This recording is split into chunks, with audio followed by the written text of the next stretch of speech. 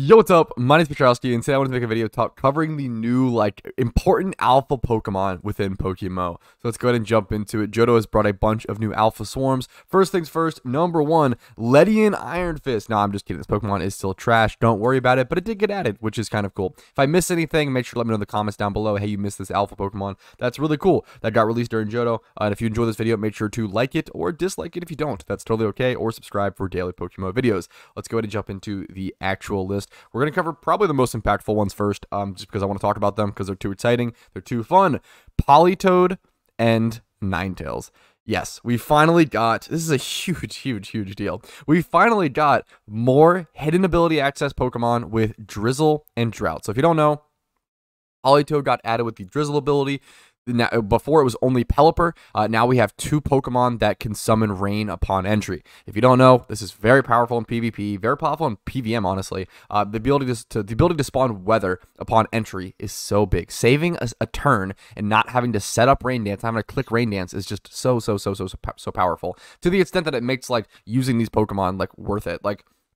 Without Drizzle, Pelipper would probably be like an NU untiered Pokemon, and with Drizzle, it's top of the OU tier. It's that big of a difference. Now Politoed, I will say, is probably just a worse Drizzler overall. And a lot of people ask, why is it even relevant?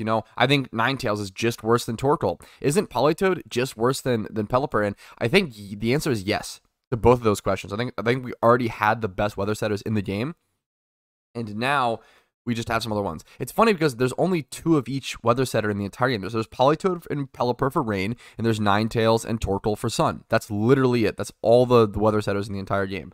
For those two, there's multiple sand streamers like Tyranitar and Hippowdon, and multiple of hail setters, for example, but there's not many of the other ones. We have Ninetales here as well. But the reason why this is so important is because it's unlikely that weather teams are going to want to run both of them. It's possible some of them do, but what I think is way more likely and way more impactful on the PvP metagame is that these Pokemon end up dropping to UU or even NU, but we'll kind of see. I kind of doubt it. I think everything will be in UU.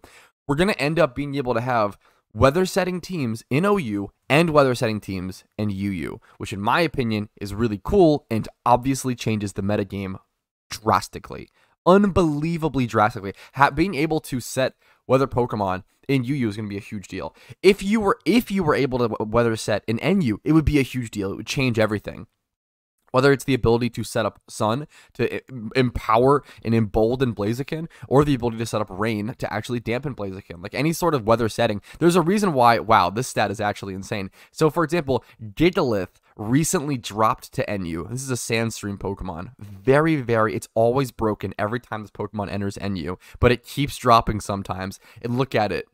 14% usage, 60% win rate. This is insane. If you can right now, go abuse Gigalith. This Pokemon is just nuts. One of the funniest reasons that Gigalith becomes so broken in NU is because of a pairing you would never expect. It's with Stoutland, because this Pokemon gets Sand Rush. So the NU combo ends up being Gigalith and Choice Band Stoutland. And this thing just ends up doing so much damage, being so fast, and also having pretty good bulk. Stoutland's a pretty interesting Pokemon, but now I'm sort of getting distracted and diverting over to other Pokemon aside from the hidden ability Pokemon at play. So anyways, we finally did go ahead and get Drizzle, Politoed, and Drought Ninetales into the game. People have been asking for those for years, man. People have wanted those Pokemon for so long, and those are finally in the game. Just probably the most impactful hidden abilities that literally could be added essentially got added. Next up, we have Amoonguss. Now, Amoonguss' hidden ability was already in the game. That's not anything new, but Regenerator Amoonguss is very good. It's very played in PvP. We can actually go over to OU and check. Let's see its statistics. 9% usage. That's pretty high with a 54% win rate. That is really solid, especially in OU. Regenerator Amoonguss is very good, and Regenerator is what makes Amoonguss good. Amoonguss is not really playable or viable without Regenerator. It's that strong of an ability.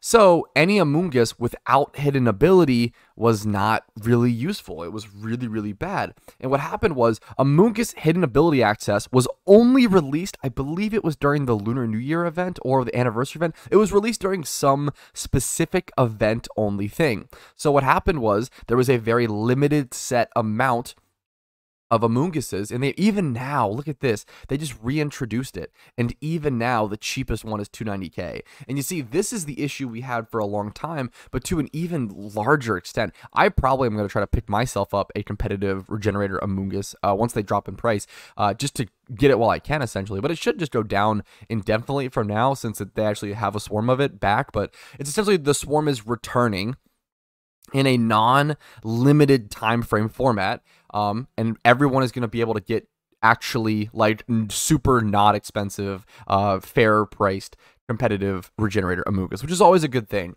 I think it's good for some specific Pokemon to be like super expensive. Like you have the expensive Shamans. Let me actually get rid of these. You have the expensive Shamans. You have the expensive Suicunes if you want to run those in PvP.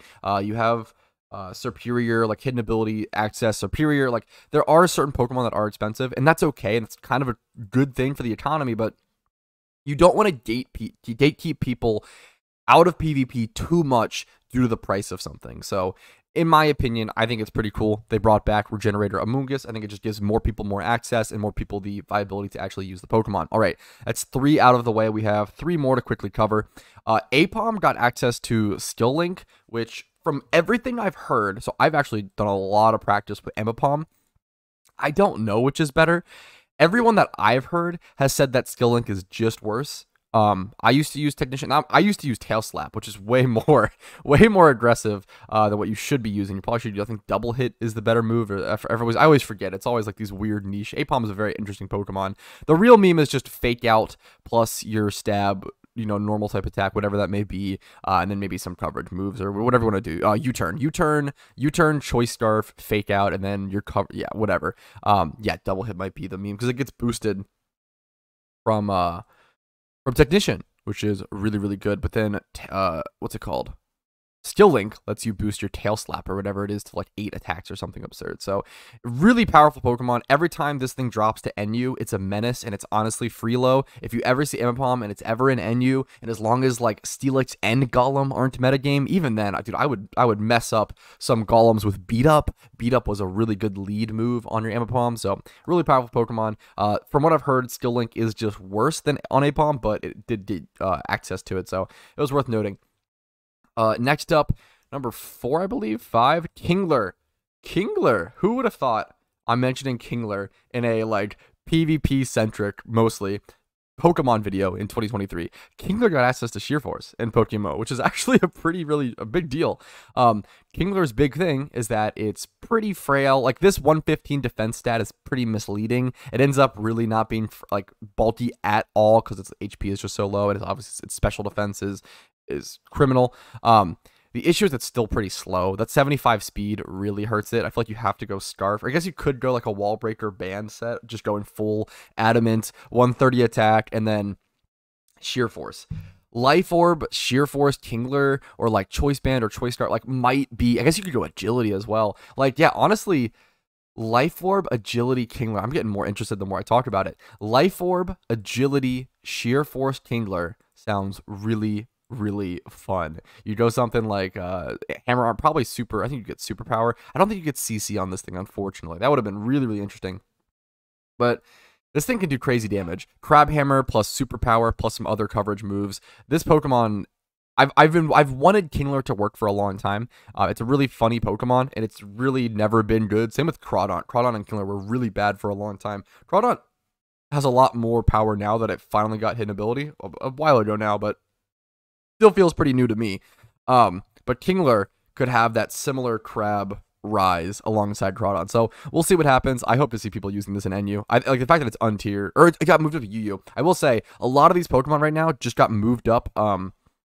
Like in in like what's the word, for a safety net, for a safety reason, it's very, very possible, it's most likely a lot of these Pokemon get moved down. So we can actually see Suicune plus Zap Cannon is currently banned, Moody's always banned, NU is banned at NU over to UU, I think Ninetales is currently in OU, Pelipper's in OU just in case, Kingler is in UU, I believe, just in case. These might be in UU, it's hard to tell. But a lot of things are being tested. So keep that in mind. The PvP metagame is still like very, very fresh, still very, very testing everything. All right. Finally, it took me a long time to get to this one, but I think it's worth talking about. And maybe it's just I just love this Pokemon. It's honestly probably not going to be very impactful, but I love this Pokemon. Granbull got access to Rattled, which I actually didn't know what this ability was. Granbull already has 2 really good abilities, is the tough thing, Intimidate and Quick Feet. Rattled is also actually very good, in my opinion, if you use it in the right circumstance. Quick Feet's probably more, Quick Feet and Intimidate are both more reliable, but it's tough. Granbull's a really cool Pokemon. Its base 90 HP makes it a little bulkier than you would expect, but it's just not bulky enough. I really wish Granbull like had more bulk. If this was a Pokemon, if this thing had like 80 defense and like 80 or 100, probably 100 special defense, it would be like usable. But without that, it's not bulky enough. It doesn't even hit hard enough, and it's obviously not fast. I love Granbull, really, really cool Pokemon. I don't know, I have a lot of nostalgia for it because I had a friend who loved running a competitive Granbull in like Gen 3 PvP in Pokemon. But doesn't really work, unfortunately. I think before the physical special split, Granbull was actually way more interesting because you could run things like Shadow Ball or run things like Sludge Bomb or do like weird stuff. But I think unfortunately, Rattle doesn't really make Granbull good. I haven't even said it. What Rattle does, I had to look it up myself. When this Pokemon is hit by a Bug, Dark, or Ghost type move, its speed is increased by 1 stage. So that's the importance of Rattle, is that Granbull is a normal type. You switch it into a Shadow Ball, bam, you dodge the attack, you're immune to it, and you get the speed increase. I believe that's how it works. If you just don't get the speed increase because of the immunity, that would be pretty shitty. I'm assuming that's how it works. In Gen 8, they also updated Rattle to also give you that 1 speed boost if you get intimidated, which is pretty relevant. I just don't know if there's that many intimidate Pokemon in NU, unfortunately. I think Granbull could be a metagame countering niche. I think that's kind of where I'll leave it. I think if Gligar starts spamming X's or something, which I don't think is happening right now, if certain Pokemon start spamming certain moves, if I mean you could have it for Shadow Ball Rotom, like I don't know, man. It is kind of interesting. Granbull being a Rotom counter and maybe having something like a Night Slash or some sort of coverage like that is kind of interesting. The issue is, the sad thing is that I think even a Jolly Granbull with the speed boost, I don't know if it's outspeeding a timid Rotom, which is really, really, really sad.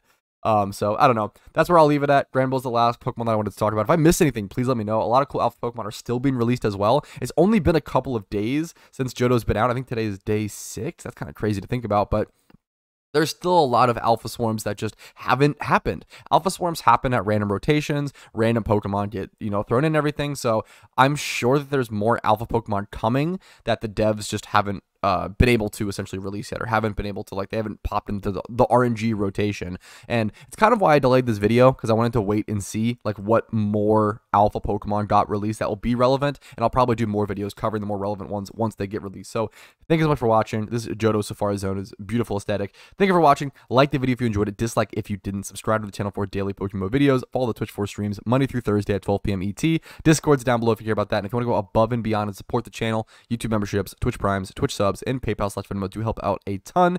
I'll see you guys later. Have a great day. Have fun playing Johto. It's awesome.